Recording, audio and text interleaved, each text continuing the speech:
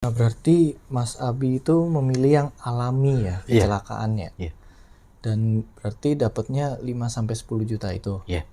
Dan kalau Mas Abi memilih nggak alami ya, istilahnya meninggalnya nggak wajar. Mas Abi kan dapatnya lebih. Lebih. Nggak wajarnya tuh contohnya seperti apa Mas meninggalnya? Meninggalnya seperti perutnya membesar, terus badannya lebam-lebam seperti orang dipukulin seperti itu. Jadi seperti lebam-lebam, seperti contohnya kayak makhluk yang kita ajak perjanjian. Memang makhluknya seperti itu, perutnya buncit, badannya hitam. Mas Abi pernah lihat makhluknya? Iya. Makhluk yang kandang bubrah ini ya istilahnya? Emang Seperti itu apa Mas? Sosoknya seperti apa? besar badannya, kurang lebih lah, hampir 2 meteran lah, sekitar segitu. Pokoknya melebihi kita tingginya. Tapi perutnya buncit, badannya hitam legam. Ya itu yang nanti yang menempati gubuk di dalam rumah itu. Oh, jadi nggak wajarnya itu meninggalnya bentuknya akan menyerupai seperti itu. Iya. Oke Mas, untuk proses ritual di kandang bubrahnya ini seperti apa Mas?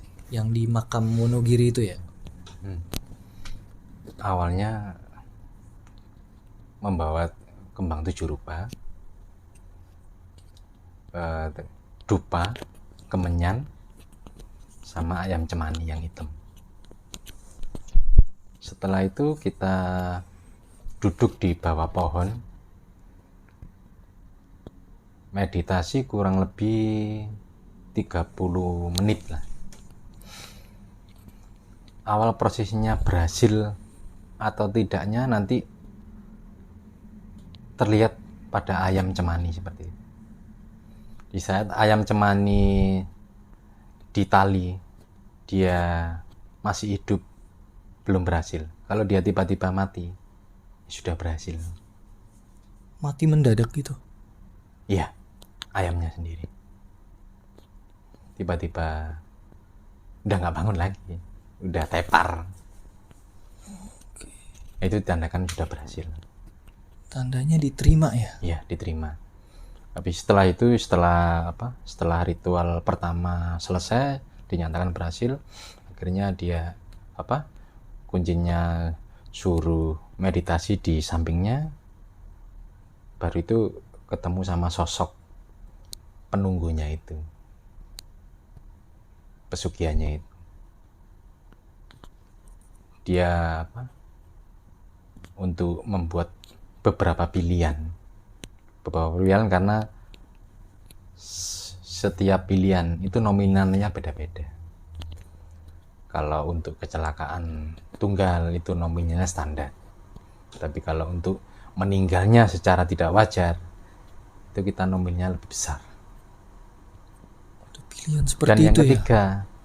untuk menumbalkan keluarga lebih besar lagi,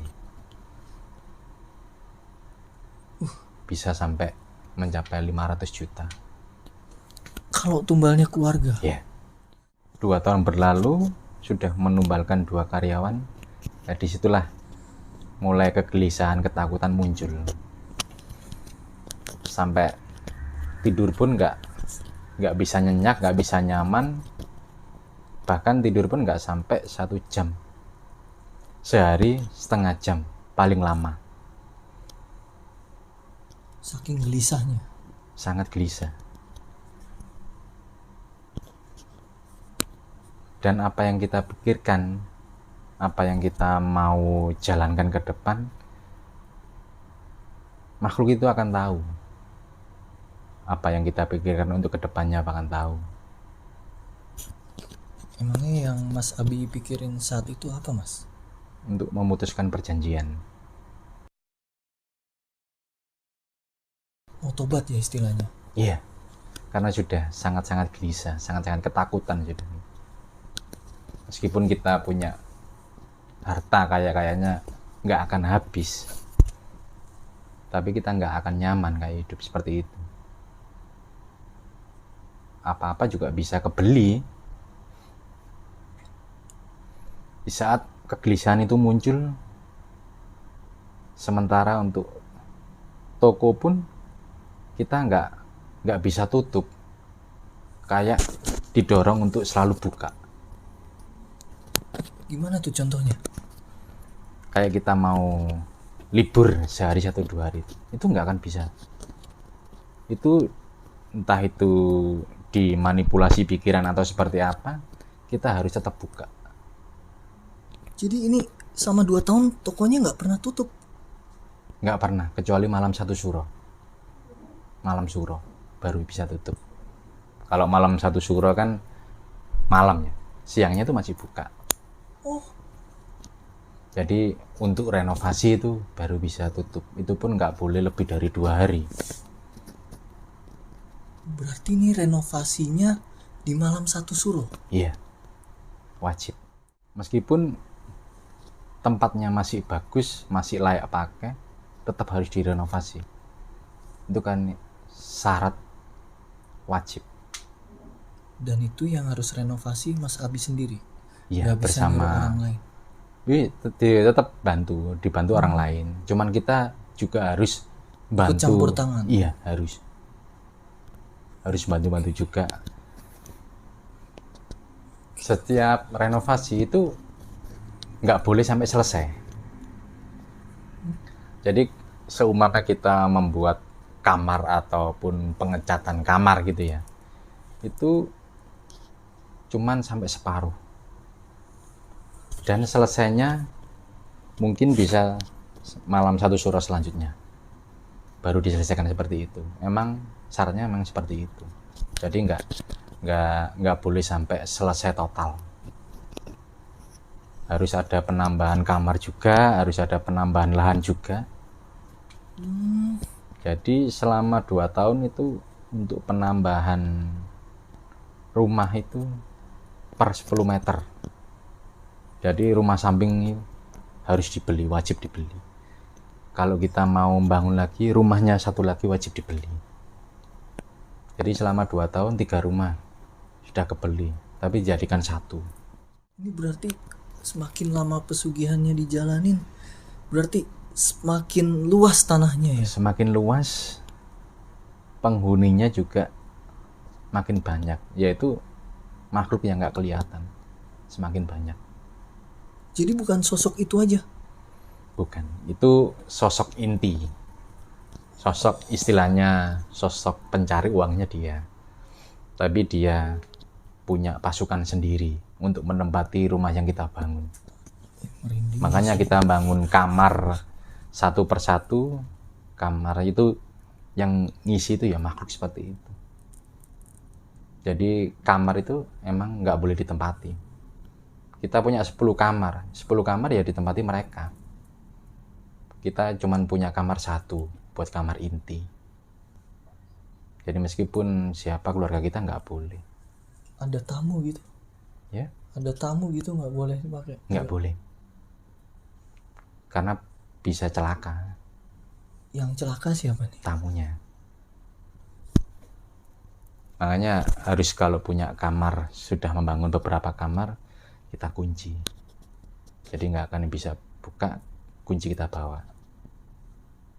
Oke, untuk penyelesaiannya tadi kan katanya setengah-setengah, nggak boleh sampai selesai. Iya. Bahkan selesainya di malam 1 suro selanjutnya. Iya. Nah, ini jarak untuk malam 1 suro berikutnya tuh kira-kira berapa lama sih? Sama 1 tahun. Per 1 tahun. Oh, per 1 tahun. Cuman kan untuk bulannya kan berbeda. Oh, Pas 1 tahun, malam 1 suro, kita nggak boleh lupa. Kalau kita lupa, semua hancur sekaligus. Jadi rata, nggak ada yang kesisa kalau kita lupa. Bahkan nyawa juga taruhannya. Bukan hanya rumah, nyawa juga taruhannya. nah Mas Abi ini kan sudah tidak menjalankan ya, berarti intinya udah putus ya sama proses. Intinya sudah putus ya sama pesugihan kandang bubrah ini ya. Iya, Tapi putusnya ini bukan karena lupa kan, karena menyesal. iya, Nah itu kan tadi Mas Abi sempat berpikir kan kalau ingin memutuskan perjanjian. Lalu yang di sana tahu niatnya Mas Abi. Tahu. Itu seperti apa Mas kelanjutannya Mas? Awalnya ya tadi, saat kita gelisah, kita ketakutan, mereka tahu. Dan setiap pembawa kandang bubra hampir sama seperti itu. Di saat mereka gelisah ketakutan, pasti tujuan akhir memutus perjanjian. Ya, itu emang sangat-sangat susah untuk memutus perjanjian, karena kita sudah dari awal sudah akad sama makhluk yang nggak kelihatan, itu sudah akad, sudah melakukan perjanjian, sampai endingnya nanti terakhir ya nyawa kita. Akhirnya di saat gelisah dan ketakutan tadi sudah setiap hari bergelimut di otak ini ya, sharing sama teman-teman, cari seorang praktisi yang benar-benar bisa. Satu orang di daerah Jawa Timur lepas tangan, menyerah. Kedua, ketiga juga menyerah. Akhirnya satu teman yang ada di Gresik menyarankan untuk ke sama si daerahnya di Jawa Timur juga,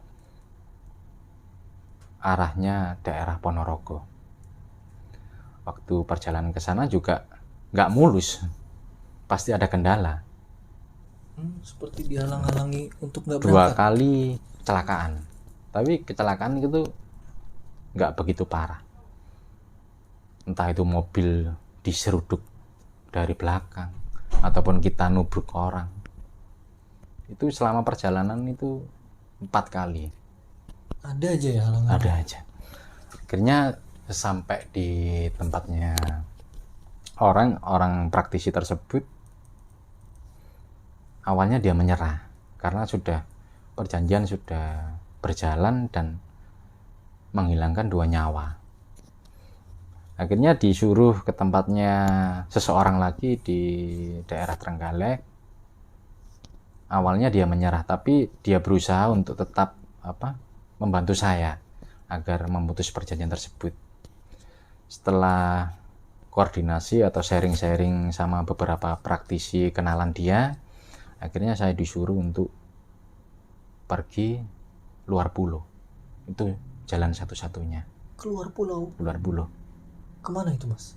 Ke Bali. Saat praktisi tersebut menyuruh saya keluar pulau, akhirnya saya menuju ke Bali. Di sana di Bali juga nggak ada kenalan atau saudara pun nggak ada, karena tujuan saya juga supaya bisa putus perjanjian sama makhluk tersebut. Tapi juga sama praktisi saya juga dibawai istilahnya kalau orang Jawa itu azimat, suruh dibawa. Setelah sampai di luar pulau jangan sampai lepas azimat tersebut selama kurang lebih 2 bulan. Setelah melakukan perjalanan ke Bali sampai merantau di sana selama 2 bulan, kembali lagi ada kabar semua apa yang selama ini saya bangun terbakar habis. Tapi anehnya rumah terbakar, samping rumah itu nggak kebakar, hanya rumah saya yang bakar. Tetangga maksudnya nggak kena dampaknya? Sedikit pun nggak ada. Biasanya normalnya kan itu kan nyamber ya. Kalau kebakaran normal sih ya habis, kena dikit ya. Ya dikit sedikit pun. Ini nggak lecet sedikit pun? Sedikit pun nggak ada. Bahkan pohon samping rumah saya itu sedikit pun nggak kena. Nggak tahu kenapa. Padahal masih di area rumahnya Mas Abi. Iya. Rumah sampingnya itu pohon mangga. Pohon mangga kan daunnya kan sampai ke teras gitu ya. Oh, itu nggak kena? Nggak. Bahkan hangus sedikit pun nggak ada. Tapi yang terjadi, yang digubuk itu ada semacam seperti sapi yang busuk